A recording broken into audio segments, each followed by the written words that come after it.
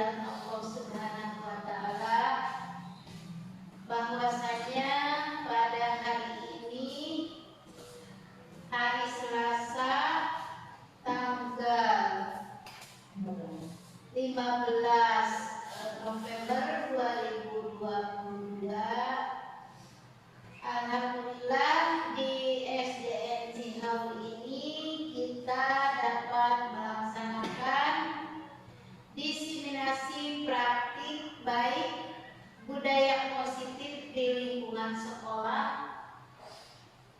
Yang ini adalah salah satu tugas calon guru penggerak atas nama Ibu Hetty Yuliawati SPD sebagai calon guru penggerak angkatan 6 Kabupaten Sukabumi, yang mana pada hari ini beliau harus melaksanakan diseminasi praktik baik budaya positif di lingkungan sekolah.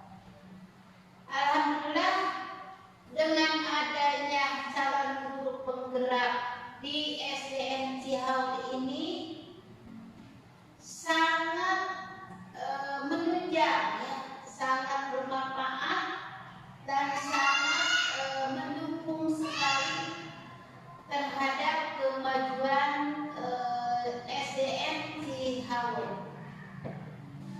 Karena apa? Mungkin Ibu Hetty nanti bisa mentransfer ilmu yang dimiliki selama beliau mengikuti pelatihan calon guru penggerak angkatan 6, dan beliau dapat mentransfer ilmu kepada rekan-rekan semua. Insya Allah akan menjadi kemajuan untuk pendidikan di SDN Cihaur ini. Marilah kita panjatkan sholawat juga kepada Nabi kita, yaitu Nabi Muhammad SAW beserta keluarganya. Pada hari ini Bu Hetty akan melaksanakan diseminasi praktik baik budaya positif di lingkungan sekolah. Saya selaku kepala sekolah sangat berterima kasih atas kesediaan rekan-rekan guru yang mengikuti diseminasi praktik baik budaya positif di lingkungan sekolah ini. Dan insya Allah ini akan disampaikan oleh Ibu Hetty langsung kepada kita apa-apa ilmu yang dimiliki Ibu Hetty selama mengikuti calon guru penggerak angkatan 6 Kabupaten Sukabumi, maka akan diterima juga oleh kita. Insya Allah sangat bermanfaat untuk kita semua. Untuk selanjutnya mungkin supaya kita tidak banyak menyita waktu, maka akan diserahkan kepada Ibu Hetty langsung mengenai materi yang akan disampaikan kepada kita. Supaya kegiatan kita berjalan dengan lancar, maka kita awali dengan pembacaan basmalah dulu bersama-sama. Bismillahirrahmanirrahim. Dan selanjutnya saya serahkan kepada Ibu Hetty Yuliawati SPD. Terima kasih. Mungkin dari saya. Wassalamualaikum warahmatullahi wabarakatuh. Baik, assalamualaikum warahmatullahi wabarakatuh. Waalaikumsalam. Sebelumnya mari kita panjatkan puji dan syukur kehadirat Allah Subhanahu wa Ta'ala, yang mana pada hari ini kita bisa berkumpul di tempat yang insya Allah dimuliakan oleh Allah. Salawat dan salam marilah kita coba limpahkan kepada baginda Nabi besar Muhammad Sallallahu Alaihi Wasallam. Saya ucapkan terima kasih kepada Ibu Kepala Sekolah dan juga Dewan Guru yang hari ini bersedia mengikuti diseminasi praktik baik budaya positif di lingkungan sekolah, yang mana materi ini adalah salah satu materi di guru penggerak. Jadi nanti kita semuanya berkolaborasi untuk melaksanakan budaya positif ini di lingkungan sekolah. Jadi bukan hanya saya saja sebagai guru penggerak yang menerapkan, tetapi Bapak Ibu juga semuanya bisa menerapkan. Hari ini kita akan belajar budaya positif. Apa sih budaya positif atau ekosistem positif itu? Ini adalah salah satu kutipan perkataan Ki Hajar Dewantara di dalam salah satu modul guru penggerak, yaitu modul 1.1 Filosofi Pendidikan Ki Hajar Dewantara. Di sini ada salah satu kutipan yang kata-katanya adalah kita ambil contoh perbandingannya dengan hidup tumbuh-tumbuhan seorang petani. Jadi guru itu menurut Ki Hajar Dewantara bisa disamakan dengan petani. Kalau petani itu merawat tumbuhan, merawat tanaman begitu. Tapi kita merawat peserta didik ya di sini. Pada hakikatnya petani itu sama kewajibannya dengan seorang pendidik. Kalau misalkan petani menanam padi, kalau menanam padi itu kan pasti dirawat pengganggunya, hamanya itu pasti kan ada namanya 3 bulan itu namanya kalau bahasa Sunda ada haramet, ada haramas. Itu untuk apa? Untuk menyingkirkan gangguan-gangguan yang ada pada tanaman itu sehingga padinya bisa tumbuh dengan subur dan panennya hasilnya baik. Begitupun kita sebagai pendidik, kita juga merawat peserta didik itu menghilangkan yang negatif-negatif dari murid kita begitu. Jadi nanti mereka menjadi manusia yang bahagia.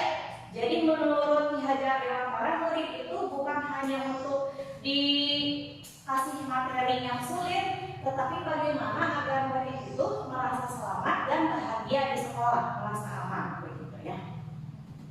Jadi di sini petani dapat memperbaiki kondisi tanah, memelihara tanaman padi, memberi pupuk dan air, membasmi ulat-ulat atau jamur-jamur yang mengganggu hidup tanaman padi dan lain sebagainya. Tetapi petani tidak bisa merubah padi itu menjadi jagung, tidak bisa merubah padi itu menjadi cabai. Tetap saja padi itu kodratnya adalah padi.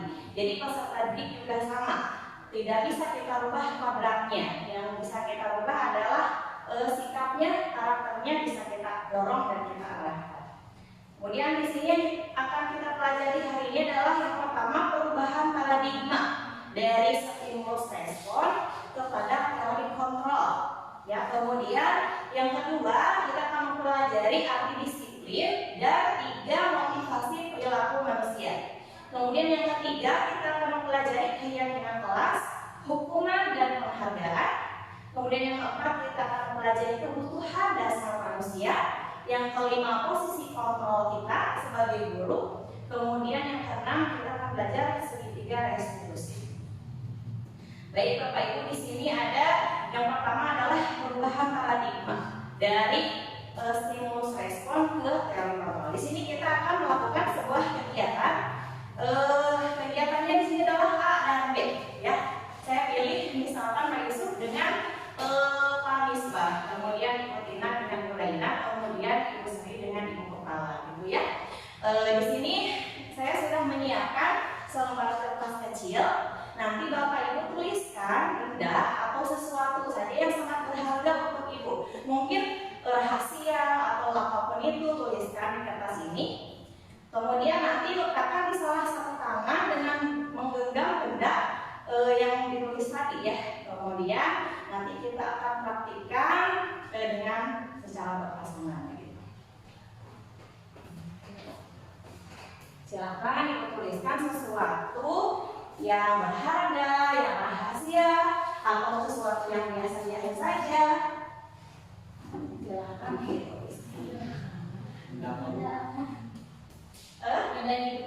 Benda hidup atau benda mati boleh, terserah begitu ya. Atau misalkan apa itu terserah, boleh tuliskan apa aja, boleh 1 meter, boleh apa bebas aja, bebas.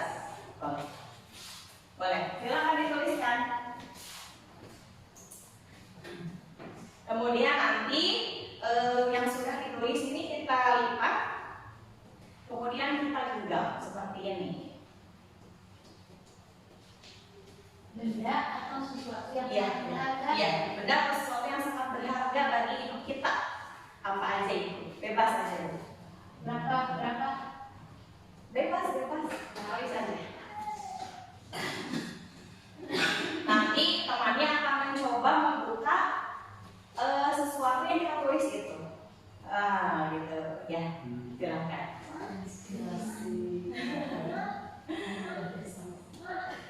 Supaya bagaimana caranya nanti misalkan Pak Misbah mengambil kertas yang ada di genggaman Bapak Yusuf. Bagaimana caranya nanti mengambil kertas yang ada di genggaman bagaimana? Sudah ditulis Bapak Ibu? Sudah ya? Oke. Jika sudah boleh Nuraina sama Bu Tina ke depan. Coba kita praktekkan ya. Ya, boleh ya Ibu Raina dengan Ibu Tina sebelah sini mungkin ya. Apa saya? Silakan masing-masing itu dulu satu-satu dulu. Sekarang mau siapa dulu yang memegang kertas? Boleh Ibu Raina dulu. Berarti kertas yang Ibu Tina disimpan sampainya dulu. Begitu ya. Silakan boleh bebas mau kanan mau kiri itu sudah dituliskan sesuatu yang berharga. Sekarang tugas Ibu Tina adalah bagaimana caranya supaya kertas itu dapat Bu Tina ambil begitu. Maksudnya entah itu dengan bujukan, boleh dengan ancaman mungkin ya kalau tidak memberikan begitu boleh. Mangga. Tapi Bu Tina supaya mendapatkan kertas yang ada di genggaman Ibu Raina itu bagaimana? Mangga.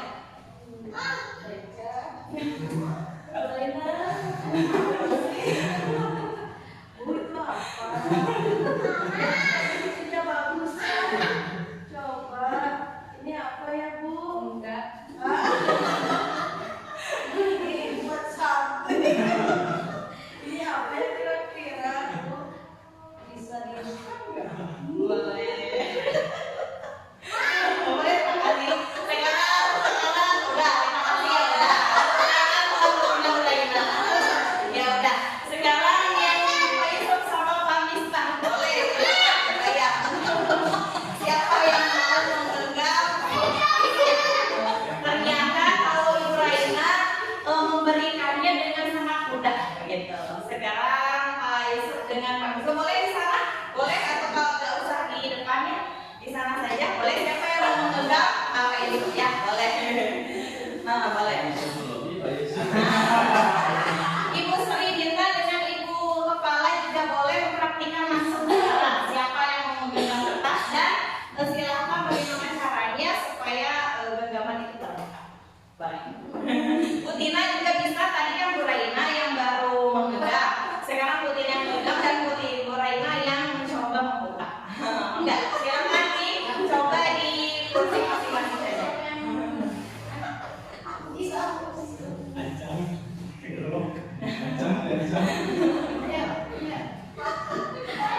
Bisa tanya itu mangga boleh tanya ya, boleh nggak apa-apa. Ayo Mami, bisa nggak? Genggaman itu.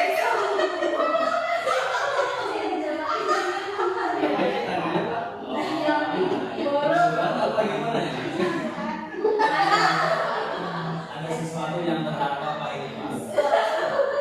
Apa itu Pak? Pokoknya sesuatu dari sini biasa yang tambah Kalau mau harus diubah dengan sesuatu yang kalau itu mau bisa tidak semua orang suka itu. Itu untuk salah satunya ya ini sangat kita dari sini Pak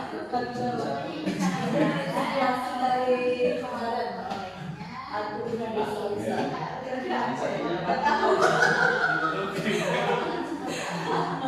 Boleh.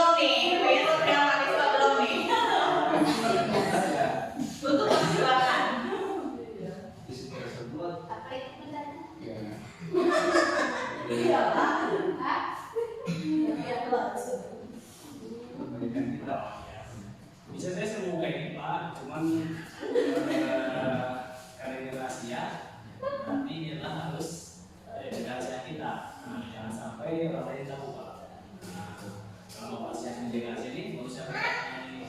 Udah. Terima kasih Bapak Ibu. Iya, sekarang saya mau bertanya kepada Raina dan Bu Dina tadi yang sudah mempraktekkan di depan ya. Di sini pertanyaannya. Apakah Bu Raina tadi membuka kepalan tangan? Yang dibuka. Kenapa setelah Bu Raina membuka kepalan tangannya? Karena apa namanya? Bicaranya yang apa ya, yang bisa membuat saya buka kepala tangan. Mereka Bu Dina tadi bicara apa ya? Apakah Dari ada yang membuka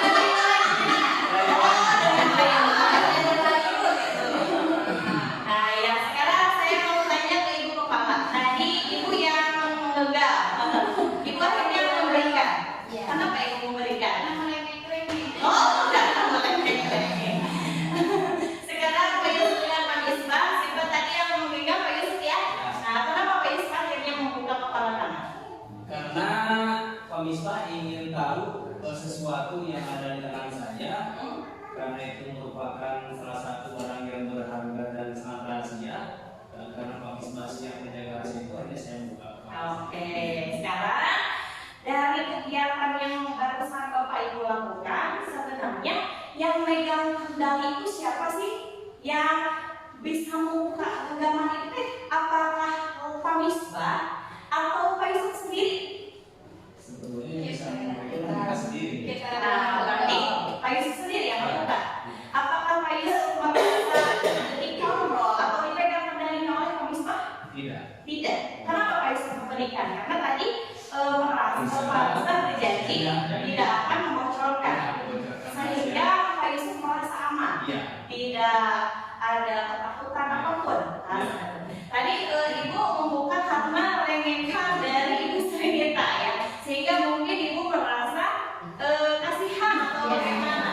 Nah, jadi sini Ibu atau Ibu sering kita yang memegang kendalinya? Nah, Ibu yang memegang kendali. Ibu yang bukan dikendalikan musuh kita ya. Kenapa dia membuka? Karena diri kita sendirilah yang mengizinkan. Diri kita sendiri yang memegang kendali. Jadi Bapak Ibu, orang lain tidak bisa mengontrol kita. Kita lah yang bisa mengontrol diri kita sendiri. Tujuan kita kepada peserta didik pun seperti itu, agar murid bisa mengontrol diri mereka sendiri. Mana yang baik, mana yang tidak baik, dikontrol dirinya sendiri. Sekarang murid kenapa bisa patuh kepada kita? Itu karena mereka masih proses belajar. Mereka masih mengizinkan guru atau orang tua untuk mengontrol mereka. Ya, tetapi nanti seiring berjalannya waktu, mereka harus bisa mengontrol diri mereka sendiri. Oke. Nah, di sini ya perubahannya nih. Kalau dulu perubahan di stimulus respon itu ilusi gurunya mengontrol murid katanya gitu ya. Kemudian yang kedua, ilusi bahwa kritik dan membuat orang merasa bersalah dapat menguatkan karakter. Contoh misalkan peserta didik murid melakukan kesalahan, sama kita dibuatlah dikritik, kemudian dibuatlah mereka itu merasa bersalah. Nah, teori yang dulu itu stimulus respon itu akan menguatkan karakter katanya. Kemudian ilusi bahwa semua penguatan positif, efektif dan bermanfaat. Kemudian ilusi bahwa orang dewasa memiliki hak untuk memaksa. Nah, sekarang kita bandingkan dengan perubahan paradigma dari stimulus respon tadi ke teori kontrol. Bisakah kita mengontrol seseorang? Di sini kalau menurut stimulus respon, kita mencoba mengubah orang agar berpandangan sama dengan kita. Jadi kita tuh mencoba mengubah orang supaya sama pandangannya terhadap kita. Sedangkan di teori kontrol, kita berusaha memahami pandangan orang lain tentang dunia. Jadi kita tidak akan memaksa orang lain untuk sama terhadap kita. Menurut kita begini, kita tidak akan memaksakan pandangan orang lain supaya sama dengan kita. Tetapi kita memahami kalau orang lain punya pandangan yang lain. Kemudian di stimulus respon, perilaku buruk itu dilihat sebagai suatu kesalahan. Murid misalkan main bola di dalam kelas, itu adalah suatu kesalahan. Terlambat adalah suatu kesalahan. Tetapi ketujuan. Contoh, menurut kita anak merengek-rengek itu suatu kesalahan. Ngapain sih kamu merengek-rengek? Itu kamu tidak tahu ya itu sedang capek, dimarahi. Jadi merengek-rengek itu suatu kesalahan. Padahal merengek-rengek itu punya tujuan. Mungkin anaknya ingin perhatian kita, ingin sesuatu yang diinginkan dari kita, begitu ya. Jadi semua perilaku itu memiliki tujuan. Kemudian di stimulus respon, orang lain itu bisa mengontrol saya, katanya begitu. Kita tuh bisa dikendalikan oleh orang lain. Tetapi di teori kontrol hanya kita sendiri yang bisa mengontrol diri kita. Begitu. Jadi orang lain tidak bisa mengontrol diri kita. Kalau di teori kontrol. Kemudian di stimulus respon, pemaksaan ada pada saat rujukan gagal. Contoh tadi Bu Tina tidak berhasil membujuk Bu Raina supaya membelikan sesuatu yang digenggamnya, maka mungkin Bu Tina akan memaksa ya, mungkin akan mengancam kalau tidak memberikan awasnya besok gak dikasih jajan misalkan gitu ya, dengan ancaman. Tapi kalau di teori kontrol, kolaborasi dan konsensus menciptakan pilihan-pilihan baru. Seperti tadi kolaborasi itu kan kami dengan Pak Yusuf, ya boleh dikasihkan, tetapi janji seperti itu tidak boleh membocorkan rahasia atau apa itu. Kemudian satu lagi di stimulus respon, model berpikir itu menang kalah. Kalau ada itu jadi menang dan kalah gitu. Tapi kalau di teori kontrol, model berpikirnya menang-menang. Jadi semuanya tidak ada yang salah begitu. Kita lanjutkan di sini kita akan belajar apa sih kata disiplin. Pak, menurut Pak Yusuf disiplin apa? Patuh. Nah, menurut Raina disiplin apa ya? Membuat orang menjadi apa ya? Menjadi patuh. Menjadi patuh. Nah, itu adalah pandangan orang Indonesia tentang disiplin. Jadi tentang disiplin itu kita sudah melekatnya itu patuh. Kalau nggak patuh dapat hukuman, begitu kan ya? Disiplin teori kita. Tetapi di sini sebenarnya disiplin itu berasal dari bahasa Latin, artinya itu belajar. Jadi disiplin itu belajar. Makna asal dari kata ini berkonotasi dengan disiplin diri dari murid-murid Socrates dan Plato. Jadi disiplin diri membuat orang menggali potensinya menuju sebuah tujuan apa yang dia hargai. Jadi disiplin itu bukan patuh, tapi disiplin itu udah belajar bagaimana kita atau murid melaksanakan kewajibannya, begitu, bertanggung jawab dan sebagainya. Ya, namun di sini ya dalam budaya kita kata disiplin telah berubah menjadi sesuatu yang dilakukan seseorang pada orang lain untuk mendapatkan kepatuhan. Kecenderungan umum adalah menghubungkan kata disiplin dengan ketidaknyamanan, bukan dengan apa yang kita hargai atau pencapaian satu tujuan yang mulia. Contoh kalau anak misalkan hari Senin di peraturan harus pakai putih-putih, ketika pakai putih merah itu dianggap tidak disiplin. Atau ada siswa yang memakai sendal, ya itu kita anggap tidak disiplin. Padahal perilaku itu mungkin ada alasannya, ada tujuannya. Mungkin karena sepatunya basah, atau mungkin karena sepatunya rusak, atau karena apa, begitu. Kita lanjutkan. Di sini kita akan belajar teori motivasi perilaku manusia. Ada 3 teori motivasi perilaku manusia. Yang pertama, orang melakukan sesuatu itu untuk menghindari hukuman, untuk menghindari ketidaknyamanan. Ini adalah tingkatan motivasi yang paling rendah. Jadi indikatornya seperti ini. Apa yang akan terjadi apabila saya tidak melakukannya? Jadi takut kalau tidak melakukan itu, takut kena hukuman.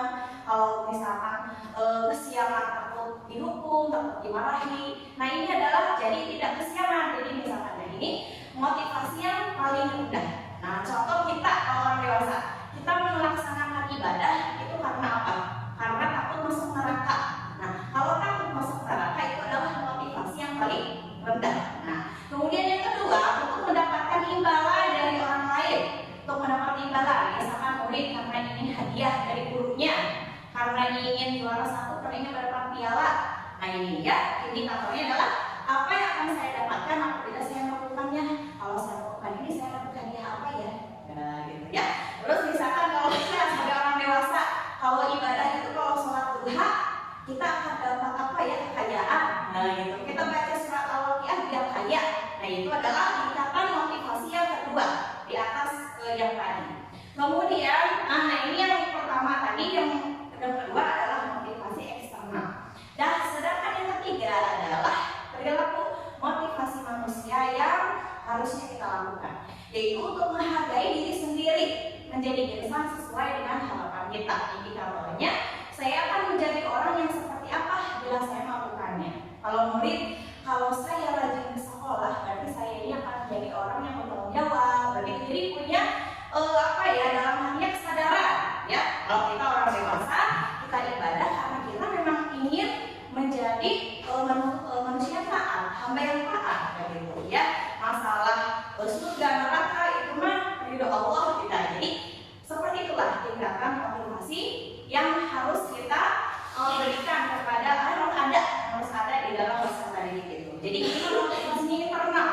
Oh, saya ini taat kepada Allah itu karena saya ingin merasa nyaman, merasa tentram, begitu, ya. Jadi tidak ada motivasi eksternal. Jadi nanti kita diharapkan murid itu bisa mempunyai motivasi internal, gitu, ya.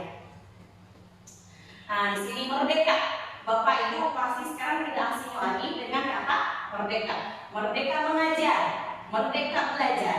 Nah, di sini merdeka itu artinya tidak hanya terlepas dari perintah, tetapi cakap membuat memerintah diri sendiri, gitu, ya. Jadi kata Ki Hajar Dewantara, merdeka itu bukan artinya kita leha-leha karena tidak ada yang memerintah kita santai, bukan. Tapi hidung, kalau bahasa Sunda mah merdeka gitu, ya.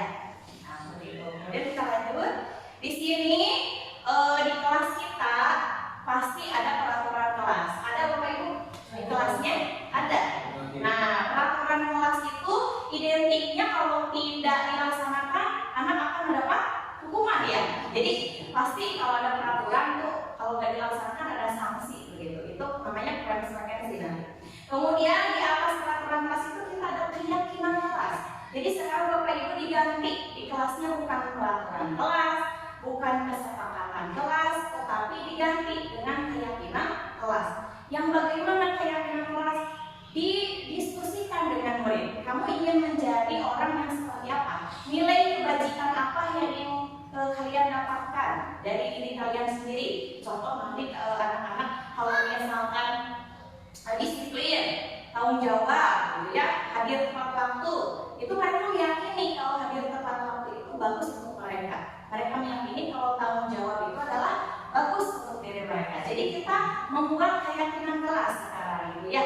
Dari profil pelajar Pancasila itu kan ada 6, ada bertakwa, ada Tuhan Yang Maha Esa, ada mandiri, kemudian ada kolaboratif, kemudian ada yang terakhir itu berkebinekaan global. Itu bisa dimasukkan sebagai keyakinan kelas. Kemudian setelah keyakinan kelas terbentuk, nanti lingkungan kita ini akan menjadi positif, dan jika dilaksanakan secara kontinu terus-menerus, ini akan menjadi budaya positif. Nah, sekarang di sini keyakinan kelas, hukuman, dan penghargaan. Mengapa tidak peraturan saja? Mengapa harus keyakinan kelas? Nah, sekarang mengapa sih kita memiliki peraturan harus menggunakan helm bila mengendarai kendaraan roda 2? Pak Yusuf kalau pakai motor harus pakai helm? Oke. Saya dari rumah mau mendekat ke sini selalu pakai helm. Tapi tadi tidak pakai helm. Kenapa? Karena kemarin kehujanan dan helmnya basah. Tadi tidak pakai helm, gitu, ya. Kita harus meyakini bahwa memakai helm itu bukan peraturan, tetapi kita meyakini bahwa memakai helm adalah keselamatan diri kita sendiri. Jadi bukan semata-mata kita mematuhi peraturan, tapi kita yakin bahwa memakai helm akan membuat diri kita aman. Kemudian mengapa kita memiliki peraturan 3M, menggunakan masker untuk hadirnya, sekarang juga mencuci tangan dan menjaga jarak. Kenapa? Karena takut terkena COVID, gitu, ya. Tapi kita meyakini saja untuk kesehatan, ya, untuk melindungi diri kita sendiri. Kemudian kenapa kita memiliki peraturan harus datang tepat waktu pada saat mengikuti pelatihan? Kenapa? Takut dihukum? Takut dihukum, atau karena kita memang ingin datang tepat waktu saja, gitu, supaya kita bernilai untuk diri kita sendiri, ya. Nah, untuk mendukung motivasi intrinsik, kembali ke nilai-nilai atau keyakinan lebih menggerakkan seorang dibandingkan mengikuti serangkaian peraturan. Jadi dengan keyakinan kelas, mereka akan lebih bisa mengontrol diri mereka,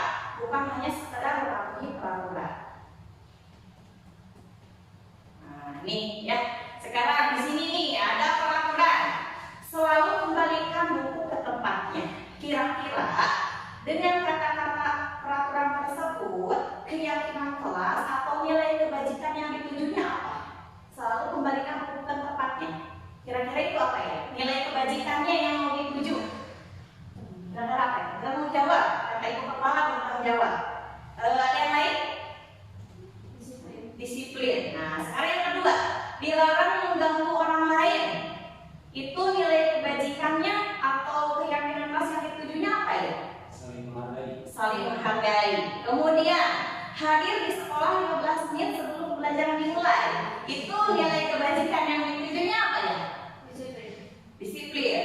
Kemudian dilarang melakukan kekerasan. Apa ya kira-kira nilai kebajikan yang ditujunya dari dilarang melakukan kekerasan? Kita kan ada ya? Dilarang membuli gitu. Itu nilai kebajikan yang ditujunya apa? Saling menghormati. Dilarang menggunakan narkoba. Apa ya nilai kebajikan yang ditujunya? Bu Tina, apa ya? Ketika anak dilarang menggunakan narkoba, itu nilai yang ditujunya apa? Nilai kebajikan yang ditujunya? Menjaga diri supaya tidak terlibat. Ya, menjaga diri. Ya. Kemudian bergantian untuk atau menunggu giliran. Itu kira-kira apa ya nilai kebajikan yang ditujunya? Jadi anak tuh antri gitu. Sabar. Kemudian gunakan masker. Gunakan masker. Kira-kira nilai kebajikan yang ditujunya apa? Menjaga kesehatan. Kemudian jangan berlari di kelas atau koridor. Itu nilai kebajikan yang ditujunya apa? Keselamatan. Nah, sekarang kita lihat jawaban Bapak Ibu, apakah ada yang betul? Sini, tadi Ibu Kepala menjawab nomor 1, selalu kembalikan buku ke tempatnya. Itu nilai yang ditujunya betul, adalah tanggung jawab. Kemudian dilarang mengganggu orang lain. Dilarang mengganggu orang lain, itu adalah menghormati orang lain dan diri sendiri. Kemudian hadir di sekolah 15 menit sebelum pelajaran dimulai, itu adalah menghormati orang lain. Kemudian komitmen pada tujuan. Ya. Kemudian dilarang melakukan kekerasan. Tadi keselamatan, menghormati orang lain, ya. Dilarang menggunakan narkoba untuk kesehatan, ya. Kemudian bergantian atau menunggu giliran. Tadi betul, prinsip kesabaran, ya ada ya, menghormati orang lain. Karena kan kalau tidak antri, nyerobot itu tidak menghormati orang lain. Gunakan masker, kesehatan, keselamatan. Kemudian jangan berlari di kelas atau koridor, itu untuk keselamatan dan keamanan. Ya. Sekarang Bapak Ibu pernah nggak atau hal yang menarik nggak dari kata-kata yang ada di depan sini? Dihukum oleh penghargaan. Kok bisa? Dihukum oleh penghargaan? Di sini pengaruh jangka pendek dan jangka panjang. Penghargaan menghukum, penghargaan menuai ketepatan, penghargaan tidak efektif, penghargaan merusak hubungan. Setuju nggak Bapak Ibu dengan pernyataan yang ada di depan Bapak Ibu ini? Ya, dihukum oleh penghargaan. Setuju nggak dengan kata-kata itu saja dulu? Ya, setuju nggak? Dihukum oleh penghargaan. Bu Raina, menurut Bu Raina? Misalnya gini, kan kalau misalkan di kelas 1 itu suka dikasih bintang Ya. Dihukum oleh penghargaan. Kadang misalkan ada yang tidak terima ketika anak itu misalkan kelompoknya diberi bintang. Jadi ada anak yang kalau kelas 1 itu ada yang cemberut misalkan. Ada juga kalau misalkan yang dapat bintangnya tentu saja menjadi senang. Tapi ketika tidak mendapat bintang, dia merasa bahwa dirinya itu tidak maksimal menurutnya. Nah, ya. Maksud kemana yang barusan Bu Raina jelaskan? Penghargaan hukum, Ya. atau penghargaan menuai ketepatan, atau penghargaan tidak efektif, atau penghargaan merusak hubungan. Pengaruh bisa juga pengaruh jangka pendek dan jangka panjang. Kalau misalkan jangka pendeknya itu mungkin anak itu bakal menurut. Tapi ketika jangka panjangnya itu mungkin nggak sih anak itu misalkan suka diberi bintang, tapi ketika anak tidak diberi bintang, anak itu jadi kebiasaan buruknya terulang lagi. Nah, itu yang barusan boleh jelaskan itu yang pertama ya, pengaruh jangka pendek buat motivasi anak yang jual. Tapi jangka panjangnya adalah anak ketergantungan kepada penghargaan tersebut. Ketika tidak diberi penghargaan, tidak termotivasi lagi. Kemudian yang kedua, penghargaan hukum. Maksudnya apa sih penghargaan hukum ini? Penghargaan hukum tadi, ya, penghargaan hukum itu kata lainnya yang dijelasin. Jadi kalau tidak diberi penghargaan, anak tidak akan termotivasi. Kemudian membuat teman lain cemburu, ya. Nah, itu juga penghargaan merusak hubungan. Jadi misalkan si itu terus yang dikasih bintang, maka teman dekat ini merasa iri. Ya. Nah, jadi itu merusak hubungan. Akhirnya menjelek-jelekan ke teman yang lain. Itu ada. Itu kasus seperti itu pasti ada. Tidak senang teman dia terus yang dapat bintang, sementara dia tidak begitu, ya. Jadi tidak efektif akhirnya penghargaan itu, ya. Kemudian penghargaan mengenai ketepatan. Kenapa sih? Karena anak merasa pintar kalau dikasih penghargaan, sehingga dia mengerjakannya itu karena merasa bisa, istilahnya. Cepat aja ngerjain teh, sehingga tidak teliti, tidak tepat begitu. Jadi Bapak Ibu begitu ya. Jadi di sini adalah didukung oleh penghargaan. Jadi gitu, pengaruh jangka pendeknya tadi seperti yang Ibu Renia jelaskan. Anak itu memang termotivasi pertama, saya pengen, tapi jangka panjangnya akan ketergantungan. Terus menghukum, penghargaan menghukum itu menghukum yang lain yang tidak diberi penghargaan. Jadi bagaimana solusinya? Mungkin untuk kelas 1 memang perlu ya anak-anak, apalagi yang bisa TK, kelas 1 perlu dimotivasi, tapi mungkin semua diberi begitu. Kalau misalkan terakhir belajar itu semua dikasih bintang gitu. Jadi jangan hanya anak tertentu misalkan seperti itu. Jadi begitu. Nah sekarang, di sini ya ada lagi nih ya pertanyaan. Sekarang tindakan guru. Nah kita kan pasti sering melakukan tindakan-tindakan ini kepada murid. Mencatat 100 kali di dalam buku kalimat saya tidak akan terlambat lagi. Pernah tidak Pak? Misalkan ada anak terlambat disuruh nulis 100 kali atau anak terlambat kamu nulis ya 2 halaman gitu. Nah ini menurut Bapak Ibu hukuman atau konsekuensi. Nah mencatat 100 kali di dalam buku kalimat saya tidak akan terlambat lagi 100 kali begitu sampai berapa halaman mungkin anak nulis. Itu menurut Bapak Ibu hukuman atau konsekuensi? Hukuman. Oleh karena itu hukuman. Bapak Ibu ada sama pendapat atau beda pendapat?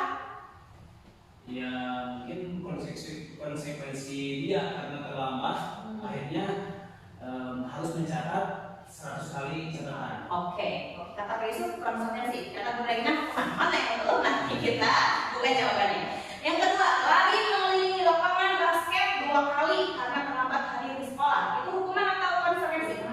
Hukuman. Kata itu kalau hukuman. Murid diminta untuk push up 15 kali karena tidak menggunakan masker ke sekolah. Hukuman. Menggantikan kertas tugas teman yang telah dicoret-coret. Jadi anaknya coret-coret kertas teman yang disuruh ganti.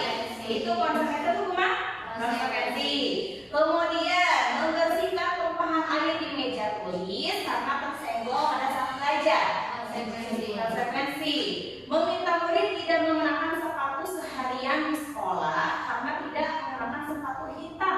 Jadi anaknya datang di sekolah kita peraturan pakai sepatu hitam. Tiba-tiba anak datang pakai sepatu putih. Disuruh dilepaslah sepatu itu. Tidak, jangan digunakan gitu karena kamu tidak pakai sepatu hitam. Itu hukuman atau konsekuensi? Konsekuensi? Oke. Karena lari ada yang hukuman, ada yang konsekuensi. Lari mengelilingi lapangan basket 2 kali karena terlambat 10 menit untuk pelajaran PJOK. Hukuman. Kita lihat jawaban Bapak Ibu tadi itu tentu tidak. Nah, yang pertama mencatat 100 kali itu hukuman. Lari mengelilingi lapangan basket hukuman. Bedanya apa? Hukuman dengan konsekuensi. Nah, bedanya apa? Ada yang mau berpendapat? Bedanya apa sih hukuman dengan konsekuensi atau sanksi? Ya, di sini ada nih. Menggantikan kertas tugas teman yang telah dicoret-coret itu konsekuensi, bukan hukuman. Karena bedanya apa? Hukuman dengan konsekuensi. Ada yang mau berpendapat ya?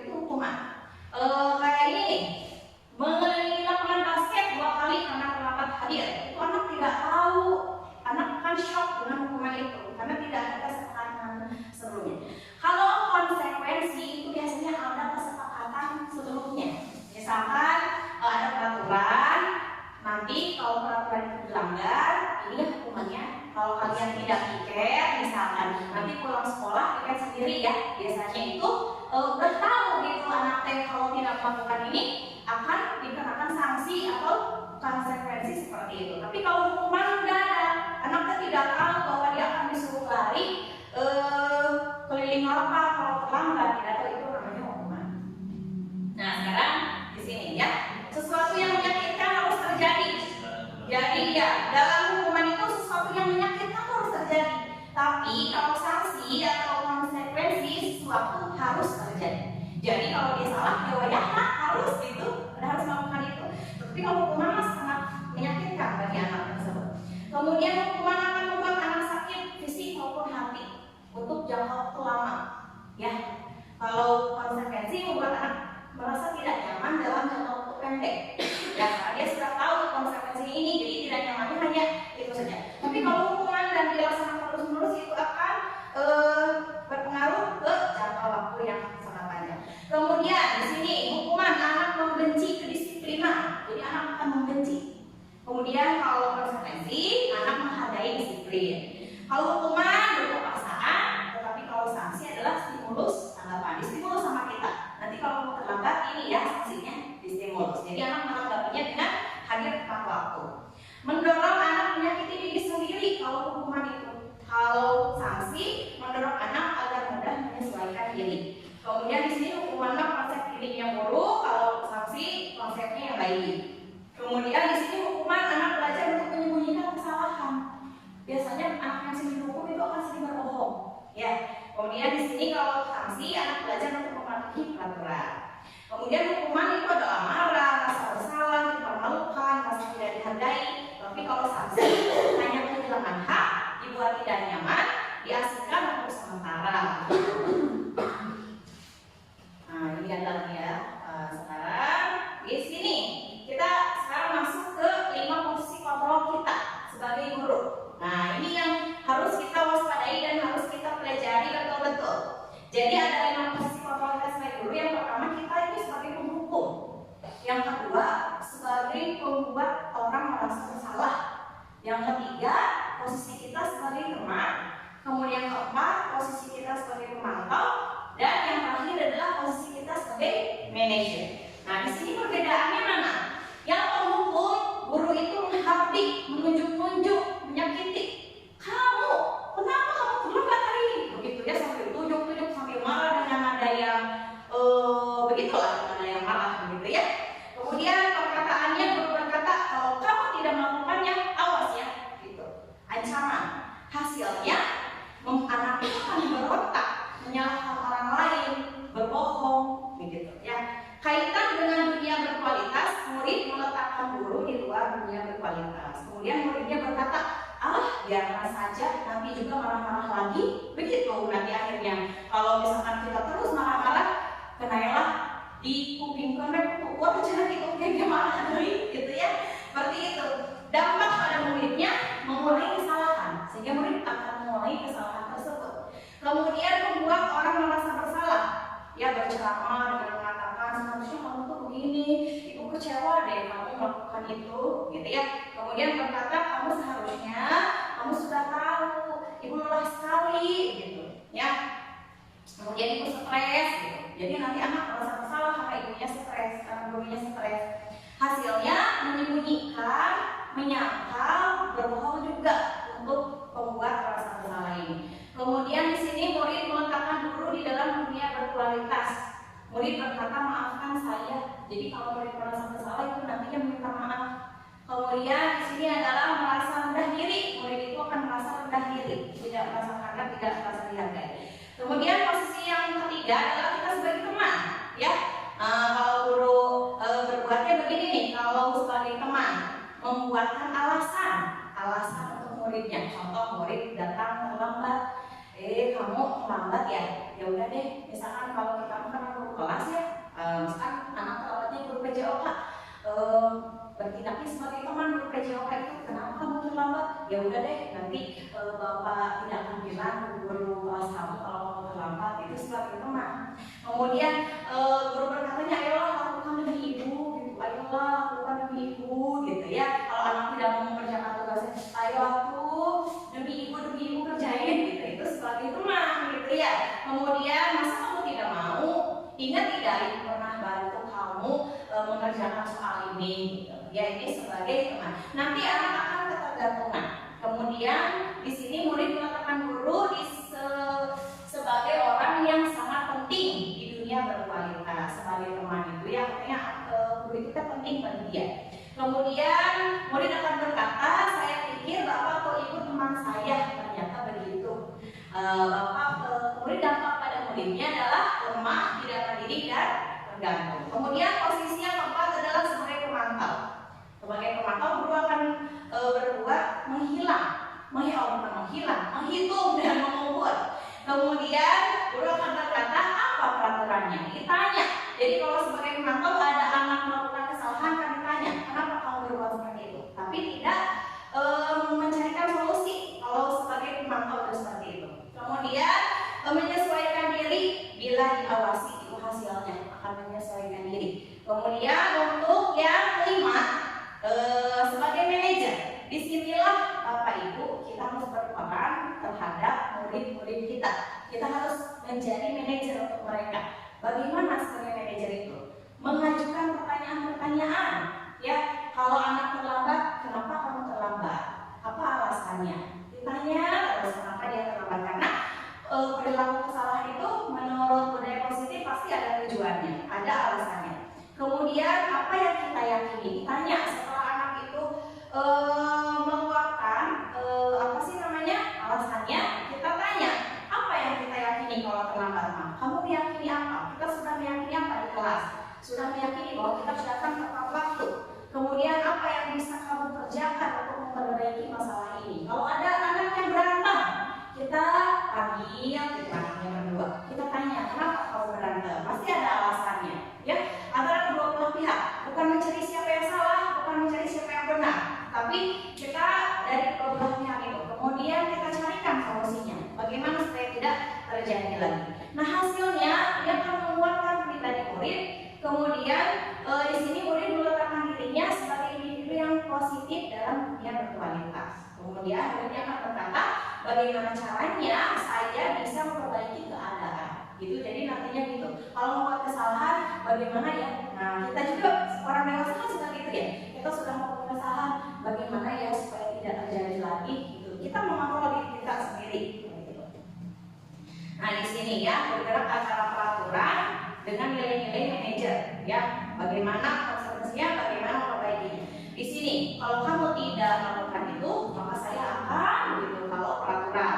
Tapi kalau nilai-nilai sebagai kita sebagai manajer, apa yang kamu yakini, ditanya kayak tadi, bagaimana memperbaiki masalah ini. Jadi anak kamu memperbaikinya dengan hati terbuka. Nah sekarang ini coba kita mau praktekkan ya. Ini sebentar lagi selesai. Sekarang Pak Yusuf boleh mau praktekkan.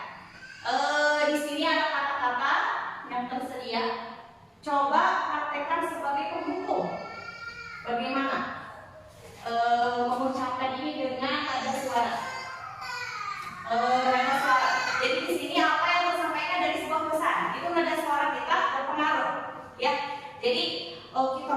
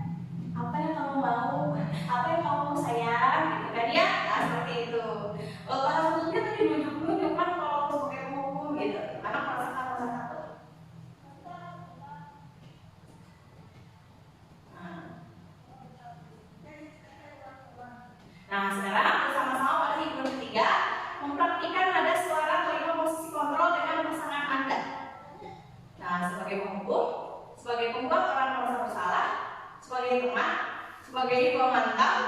Nah, sekarang, Pak silakan, Pak Yusuf dengan Pak Misbah berpasangan, Ibu dengan Bu Sri kita, Bu Raina dengan Bu Tina. Silakan praktekkan. Sebagai penghukum bagaimana ini mengatakan ini? Kemudian sebagai pembuat merasa bersalah bagaimana mengatakan ini? Kemudian sebagai teman bagaimana? Kemudian sebagai pemantau dan sebagai manajer itu seperti apa mengucapkannya? Ayo, silakan berpasangan. Ayo Pak. Pak Yusuf sebagai penghukum. Masih ini. Iya. Kata ini. Ya boleh ke depan Pak Yusuf dengan Pak Mila. Tapi dengan Pak Yusuf ke depan, aku mempraktekkan ini dengan kelima posisi kontrol. Ayo, siapa yang jadi gurunya, siapa jadi muridnya? Pengen siap. Bagus marah. Pengen lihat Pak Yusuf malah nggak? Sekarang saatnya. Sebagai penghukum dulu, Ya, sebagai Bapak, Pak Yusuf, sebagai penghukum bagaimana mengucapkan yang di depan ini? Apa yang sedang Tidak biasa marah. apa yang sedang kamu kerjakan? Itu kalau sebagai hukum. Sebagai pembuat rasa bersalah. Apa yang sedang kamu kerjakan? Terus sebagai teman.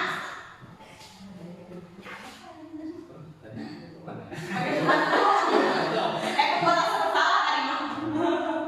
Sekarang sebagai manajer.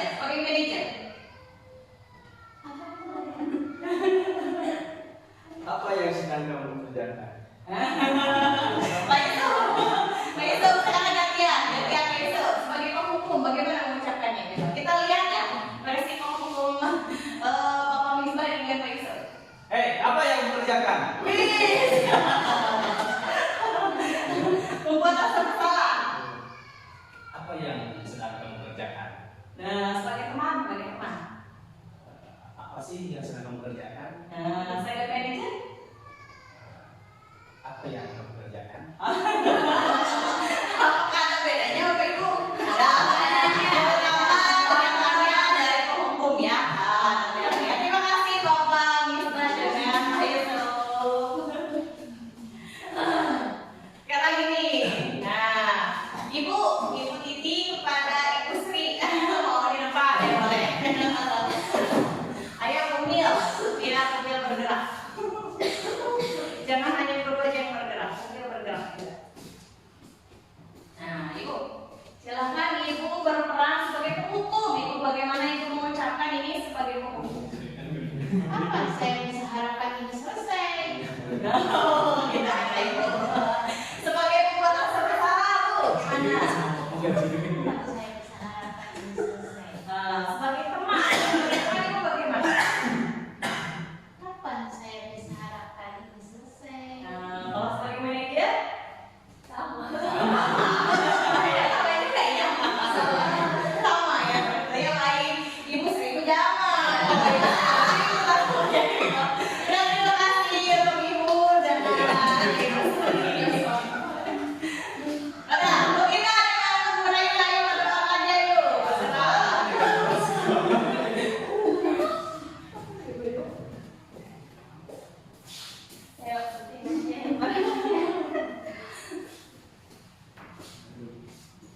Ya, siapa?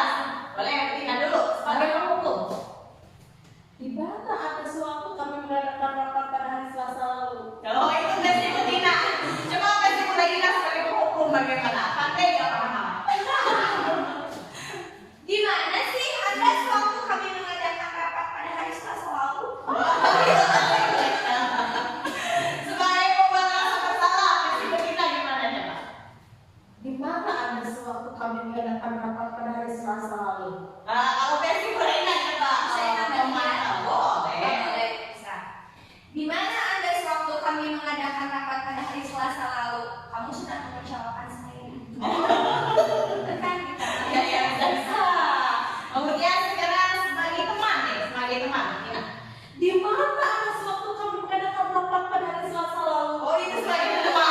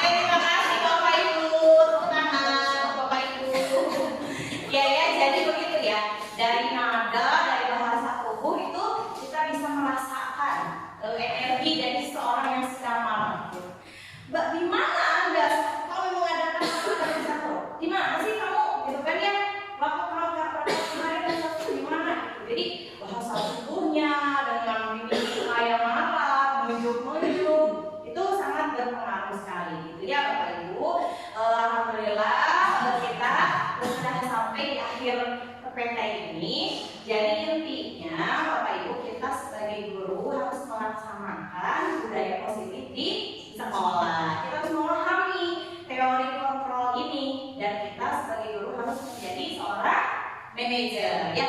Ketika ada anak yang terlambat, jangan dihukum sekarang ya. Banyak sekali Bapak Ibu kemarin tugas saya dengan teman-teman itu, terutama yang di SMK nih, ada guru di SMK katanya kalau anak terlambat ini disuruh nulis surat yang panjang, surat Al-Baqarah katanya, kamu nulis di musola.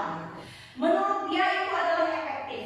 Ternyata setelah mempelajari budaya positif ini, itu sama-sama tidak efektif. Walaupun menurut kita mah positif gitu, bukan menghukum, menurut kita mah itu tapi mendidik cina gitu ya. Anaknya disuruh nulis Al-Baqarah, tapi ternyata itu tidak efektif untuk jangka panjang murid begitu. Jadi Bapak Ibu, mari kita sama-sama belajar, mari sama-sama kita berkolaborasi mempraktikkan budaya positif ini di sekolah kita ya. Jadi dari kelas 1 sampai kelas 6 kita laksanakan apa yang barusan kita pelajari. Jadi jangan sampai begini. Mari ada begini ya kelas 5. Ibu misalkan kemarin sudah praktek ya, ketika melakukan kesalahan begini, Bu, kok itu gitu, jangan sampai ada Bu, Bu nama gini kieu, Bu mulai nama kieu, gini Bu baik seperti ini. Jadi kita sama-sama refleksi untuk kemajuan kita bersama Bapak Ibu ya. Dan Bapak Ibu di sini apa ya, sensasi sebagai guru penggerak ini bisa Ibu rasakan juga dengan Bapak Ibu berlatih secara mandiri, mengerjakan modul-modul yang ada di platform Merdeka Mengajar. Itu sama Bapak Ibu materinya dengan di guru penggerak, sama, bahkan ada aksi nyatanya juga. Mari kita selesaikan karena di situ adalah materinya sangat penting untuk kita ya. Motivasi saya apa ketika mengikuti guru penggerak? Bukan promosi karena pengen ini, pengen itu, bukan sih. Karena saya merasa bahwa saya ini masih jauh kemampuannya, perlu dipupuk, perlu digali lagi pengetahuannya, apalagi setelah pandemi begitu kan, mandek gitu, seolah-olah mandek gitu. Orang lain mah yang pandemi ada yang sampai melesat langsung begitu ya, mengikuti teknologi program zaman ya. Tapi kalau di kita masih belum gitu ya, untuk menerapkan program zaman. Karena kan kata Sayyidina Ali bin Abi Thalib juga, didiklah anak itu sesuai zamannya. Kita mendidik anak tidak bisa dengan cara orang tua kita mendidik kita dulu. Sekarang ini teknologi sudah maju, jadi kita bisa mendidik anak sesuai zamannya. Jadi jangan takut Bapak Ibu kalau Bapak Ibu mau menugaskan anak membawa HP, karena sekarang kan rata-rata anak sudah punya HP sendiri gitu ya. Dan itu akan merasakan sensasi belajar kepada murid itu lebih bermakna gitu ya. Nanti ada pertemuan selanjutnya kita akan membahas tentang pembelajaran berdiferensiasi. Itu ada di platform Merdeka Mengajar pun, pembelajaran berdiferensiasi ini ada. Nanti kita selanjutnya akan membahas tentang itu, bagaimana kita mengelompokkan murid sesuai dengan kebutuhannya. Jadi kita tidak akan melakukan praktek seperti itu ya. Murid butuh ini, kita penanganannya bagaimana? Begitu ya Bapak Ibu. Jadi jangan bosan, kita akan terus berdiskusi seperti ini. Sebelum saya tutup, mungkin ada pertanyaan atau ada umpan balik begitu untuk saya pribadi tentang penyampaian materi ini. Saya akan mendengarkannya, umpan balik dari Bapak Ibu. Tidak ada. Tidak ada. Kalau begitu, saya cukupkan sekian untuk diskusi hari ini. Mudah-mudahan materi yang hari ini disampaikan, maaf bukan saya menggurui, tapi saya hanya sharing, membagikan ilmu. Mudah-mudahan ilmu yang saya sampaikan ini ada manfaatnya, khususnya bagi saya dan tentunya buat Bapak dan Ibu guru. Terima kasih atas waktunya. Assalamualaikum warahmatullahi wabarakatuh.